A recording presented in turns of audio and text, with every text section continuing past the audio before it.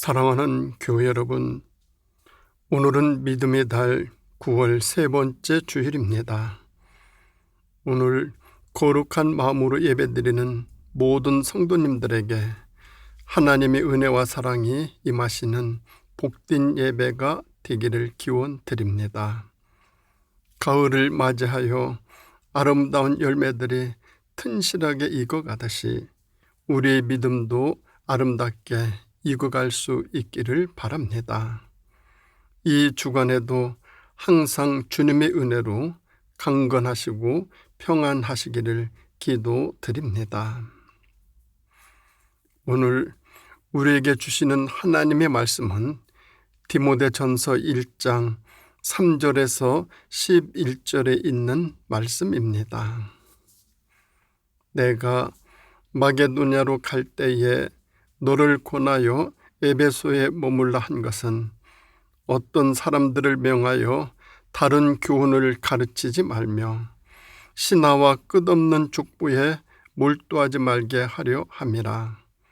이런 것은 믿음 안에 있는 하나님의 경륜을 이름보다 도리어 변론을 내는 것이라. 이 교훈의 목적은 청결한 마음과 선한 양심과 거짓이 없는 믿음에서 나오는 사랑이거늘 사람들이 이에서 벗어나 헛된 말에 빠져 율법의 선생이 되려 하나 자기가 말하는 것이나 자기가 확증하는 것도 깨닫지 못하는도다. 그러나 율법은 사람이 그것을 적복하게만 쓰면 선한 것임을 우리는 아노라. 알 것은 이것이니 율법은 옳은 사람을 위하여 세운 것이 아니요 오직 불법한 자와 복종하지 아니하는 자와 경건하지 아니하는 자와 죄인과 거룩하지 아니하는 자와 망령된 자와 아버지를 죽이는 자와 어머니를 죽이는 자와 살인하는 자며 음행하는 자와 남색하는 자와 인신매매를 하는 자와 거짓말하는 자와 거짓 맹세하는 자와 기타 바른 교훈을 거스른 자를 위함이니 이 교훈은 내게 맡기신 바 복되신 하나님의 영광의 복음을 따름이니라. 아멘. 오늘의 말씀의 제목은 하나님의 경륜을 이루는 사랑입니다. 사람이 살아가면서 마음이 고요하고 평온함을 유지한다면 외부 환경이나 조건들은 단지 약간의 방해만을 일으킬 뿐입니다. 그러나 마음이 불안한 사람들은 가장 좋은 시설과 가장 좋은 환경에 놓여 있다 하더라도 고요해지거나 기쁨이 충만하게 되는 것은 극히 어렵습니다. 이를 통해 우리는 행복과 기쁨을 경험하는 것과 그 결과 심신의 건강을 얻는 것이 정신 자세에 크게 좌우된다는 것을 알게 됩니다. 즉, 마음의 상태가 중요합니다. 그래서 잠언 4장 23절을 보면 모든 지킬 만한 것 중에 더욱 내 마음을 지키라. 생명의 근원이 이에서 남이니라 하시고 계십니다. 인간은 소망이 없이는 살아갈 수 없는 존재이기에 사람은 누구나 나름대로의 소망을 가지고 삽니다. 그러나 세상적 소망인 명예나 행복과 부와 영화는 허공에 뜬 구름과 같고 바람에 밀리는 물거품과 같아 일장춘몽에 불과합니다.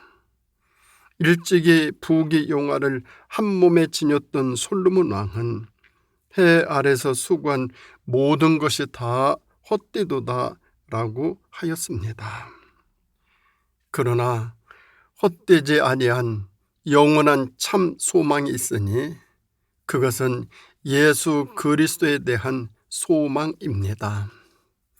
이 소망은 성도가 이 세상을 살아가면서 장차 다가올 그리스도의 재림을 바라보는 미래적인 것인 동시에 현대적으로 경험되는 것입니다. 우리가 예수 그리스도를 소망할 때 우리는 정결케 되며 새 힘을 얻으며 구원을 받게 됩니다.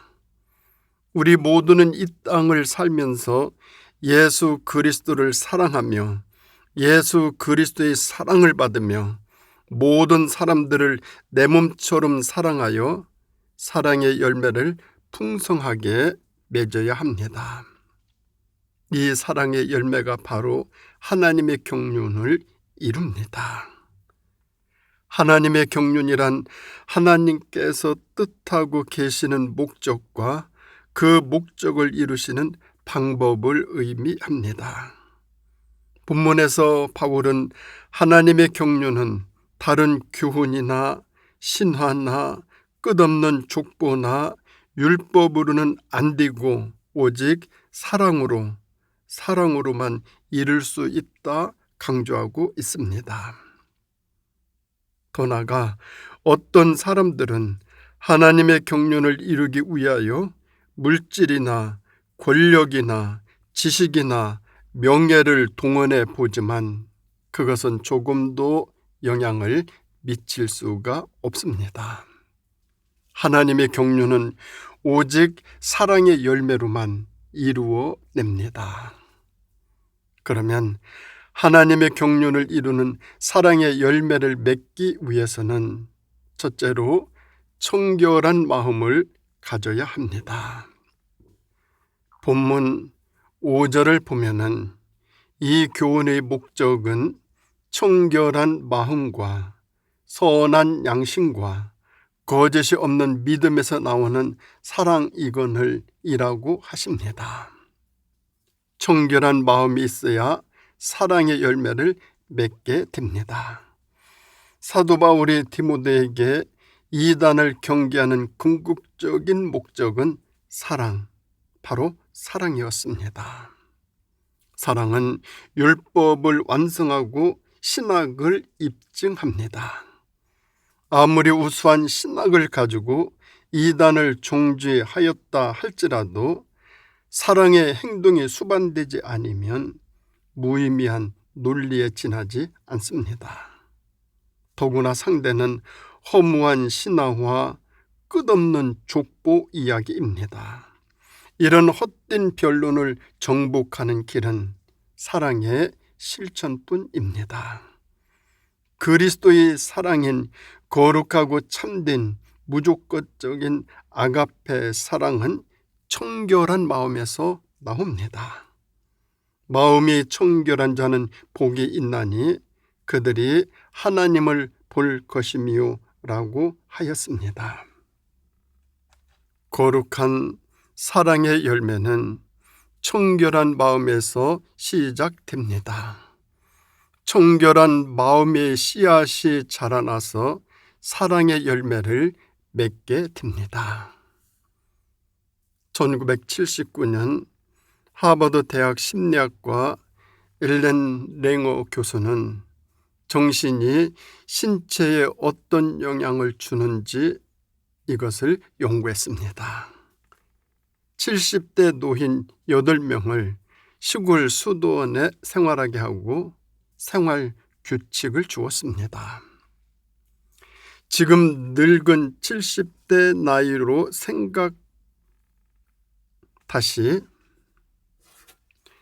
지금 늙은 70대 나이의 생각으로 이야기하지 말고 20년 전으로 돌아가서 그 시점에서 말하고 생각하라고 했습니다. 참가자들은 40대, 50대의 시점에서 생각하고 제목을 정해서 토론을 했습니다. 식사 시간이나 대화 시간에 젊은 시절의 이야기를 했습니다. 그리고 규칙적으로 노동과 운동을 병행했습니다. 그런데 한 달 만에 놀라운 변화가 일어났습니다. 8명 모두가 시력이나 청력이나 기억력이나 지능이 실험 전의 신체 나이보다 훨씬 더 젊어졌다라는 것입니다. 이 연구의 결론은 생각과 정신이 신체에 영향을 준다는 것입니다. 즉, 좋은 음식을 먹고 운동을 하는 것도 필요하지만 젊은 마음과 건강한 마음과 긍정적인 마음을 가질 때 더욱 건강해질 수 있다라는 것입니다. 그래서 잠언 17장 22절에서는 이렇게 말씀하십니다. 마음의 즐거움은 양약이라도 심령의 근심은 뼈를 마르게 하느니라 말씀하십니다.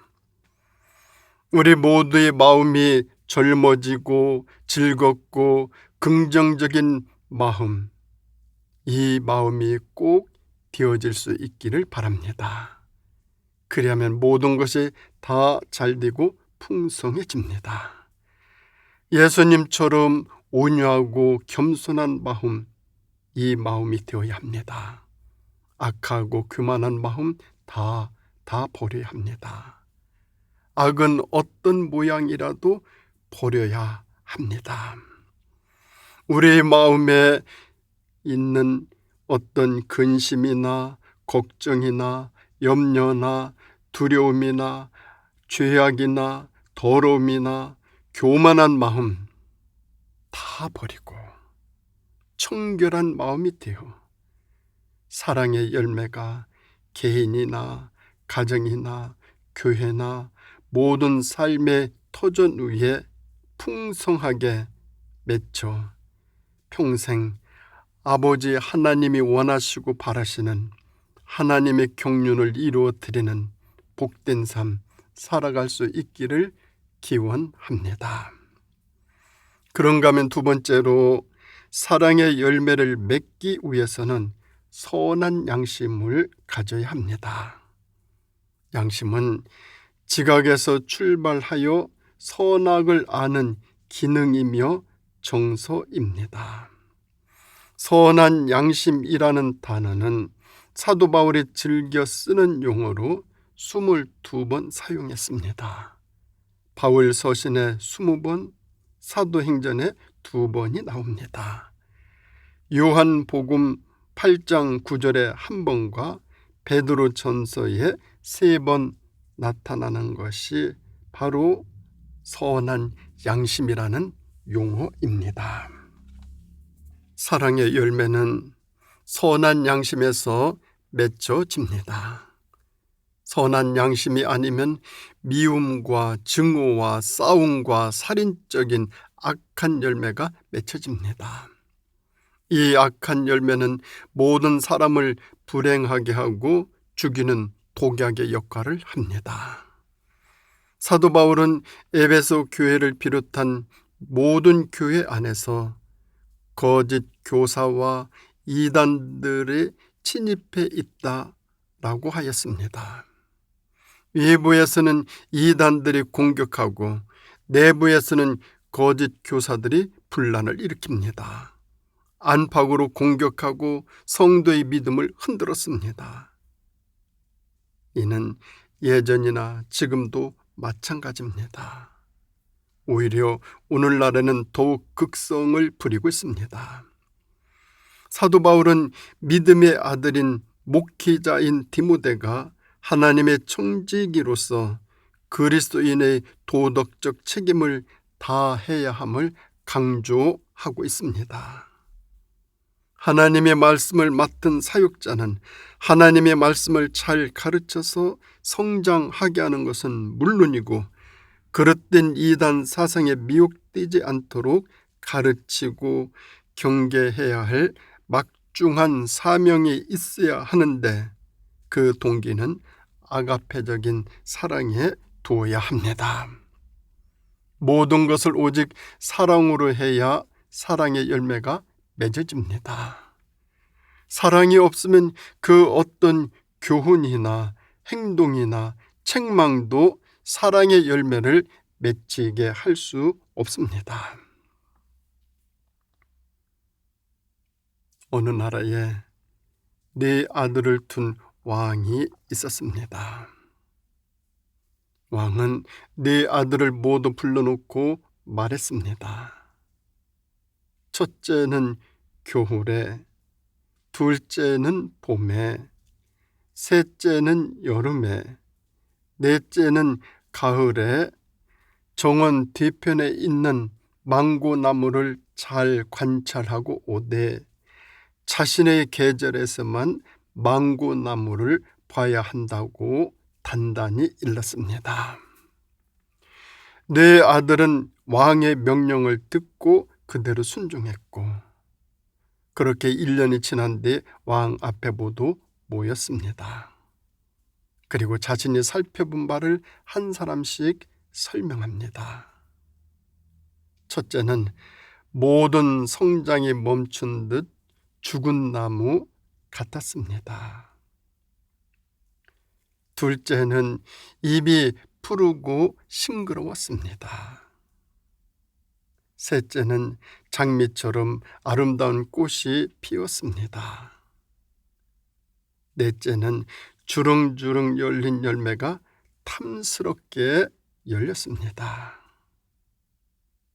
서로의 설명을 듣자 왕자들은 자신이 본 망고나무와 너무 다른 이야기에 당황했습니다.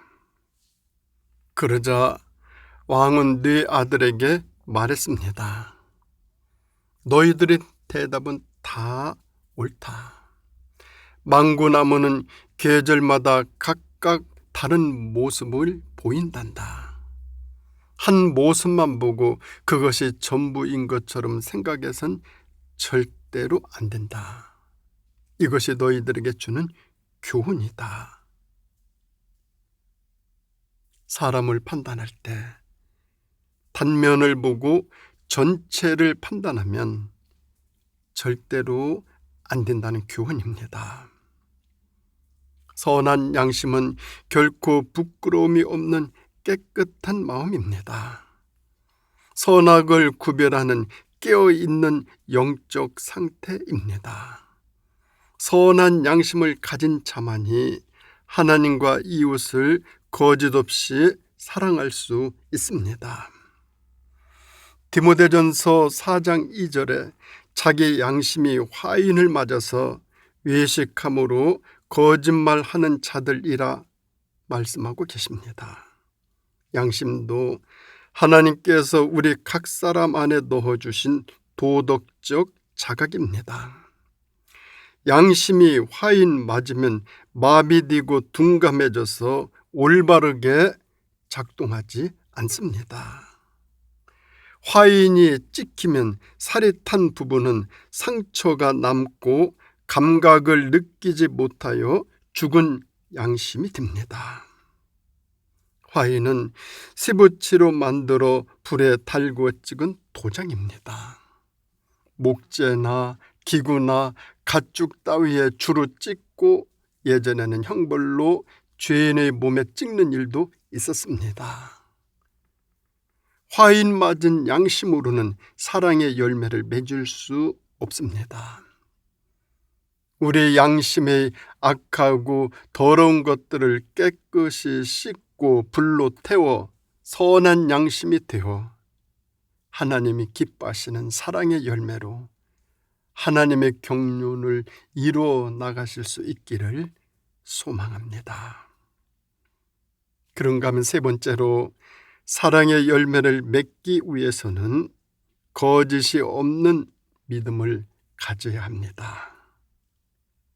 본문 5절 7절 말씀을 보면은 이 교훈의 목적은 청결한 마음과 선한 양심과 거짓이 없는 믿음에서 나오는 사랑이거늘 사람들이 이에서 벗어나 헛된 말에 빠져 율법의 선생이 되려 하나 자기가 말하는 것이나 자기가 확증하는 것도 깨닫지 못하는 도다 말씀하고 계십니다.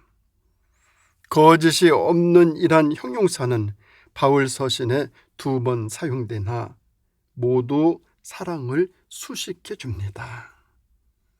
본절은 믿음을 통해 간접적으로 사랑을 수식하는 것입니다. 이와 같은 마음과 양심과 믿음의 세 가지는 사람의 내적 생활의 발전 과정을 보여줍니다. 사람이 바른 길에서 탈선되면은 허무한 타락으로 이어집니다. 탈선한 자의 내적 상태는 공허해지고 외적인 생활은 말뿐입니다. 허무 자체가 됩니다. 거짓이 없는 믿음은 자신의 권위와 이익을 위해 불순한 동기로 믿는 것이 아니라 신실한 동기에서 믿는 진짜 믿음을 말합니다. 당시의 거짓 교사들은 자신의 이익을 위해 쓸데없는 신학 논쟁을 일삼으며 가식적인 믿음을 가지고 있었습니다. 실체는 없고 거짓과 말뿐이었습니다. 거짓 믿음은 진짜 같으나 지나고 보면 성도를 쓰러뜨리고 교회를 혼란하게 하고 분열시키며 마귀와 사탄의 놀이터로 만들어버립니다. 원망하고 불평하는 사람은 많아도 감사하는 사람은 적습니다. 감사하면 하나님의 마음이 움직입니다. 감사하면 늘 마시는 물에도 변화가 나타나 물도 건강해집니다. 감사는 치유와 축복을 끌어오는 자석과도 같습니다. 에모토 마사루의 저서 우리가 잘 알고 있는 책 물은 답을 알고 있다라는 책을 보면 감사가 물에 끼치는 놀라운 영향력을 알 수 있습니다. 그 책을 보면 사랑과 감사와 고맙습니다 라는 말과 망할 놈이라는 문자를 물이 담긴 그릇에 붙여 하룻밤을 두고 올려서 다음날 전자현미경으로 관찰한 물의 결정체 사진이 실려 있습니다. 사랑과 감사와 고맙습니다라는 문자를 붙인 물의 결정은 굉장히 아름다운 반면에 망할 놈이라는 문자를 붙인 물의 결정은 형태가 이지러져 험상한 모양이 되어 있습니다. 망할 놈 등 사람을 저주하고 공격하는 말은 물도 제멋대로 결정이 부서져 보기에도 처참합니다. 물도 감사하면 변화가 나타나는데 사람의 마음은 어떠하며 하나님의 마음은 어떠하시겠습니까? 여러 종류의 기도가 있지만 감사합니다 라는 기도는 성숙한 기도이면서 기적을 창조하는 기도이고 깊은 깨달음의 기도이며 성령 충만한 기도입니다. 기독교 신비주의의 대가인 마이스터 에크하르트는 감사 기도의 중요성을 다음과 같이 말하고 있습니다. 당신이 평생 동안 기도를 단 한 번밖에 드리지 않았는데 그 기도가 감사합니다, 감사합니다 라는 기도였다면 자신의 삶은 그걸로 충분합니다. 우리 마음과 양심과 믿음에서 거짓을 제거해야 합니다. 마귀는 거짓말하는 자입니다. 거짓은 모두를 불행하게 하고 무너지게 하고 망하게 합니다. 우리의 믿음이 거짓 없는 믿음, 큰 믿음, 이만한 믿음, 산을 옮기는 믿음이 되어 사랑의 열매를 풍성하게 맺어 하나님의 경륜을 이루어 드리시기 바랍니다. 사랑하는 우리 성도 여러분, 누구나 사랑의 열매 맺기를 원합니다. 그러나 사랑의 열매가 쉽게 맺혀지지는 않습니다. 청결한 마음과 선한 양심과 거짓 없는 믿음으로 하나님이 기뻐하시는 다양하고 풍성한 사랑의 열매를 가득가득 맺어 함께 하나님의 경륜을 이루어 나갈 수 있기를 예수님의 이름으로 축원드립니다. 기도하시겠습니다. 사랑의 아버지 하나님, 감사드립니다. 저희들 하나님의 사랑으로 이 세상에 보냄을 받았고 살아가라 하는 이 세상에서 할 일과 맡겨주신 일들 감당할 수 있는 능력과 은혜 베풀어 주시니 감사드립니다. 우리 모두에게 주어진 일들을 통하여 아버지 하나님이 뜻하시고 원하시는 그 주님의 뜻을 온전히 이루어 드릴 수 있는 그런 삶을 저희들이 잘 살아갈 수 있도록 인도하여 주시옵소서. 그 하나님의 경륜을 저희들이 사랑의 열매로, 저희들의 사랑의 실천으로, 저희들의 사랑의 언어로 잘 감당해 나가 아버지 하나님께 영광 돌리는 삶, 아버지 하나님이 하늘에서 뜻하신 말을 이 땅 위에서 실현시켜드리는 하나님의 경륜을 이루어 드리는 그런 삶을 살아갈 수 있도록 인도하여 주시기를 예수님의 이름으로 간절히 기도드립니다. 아멘.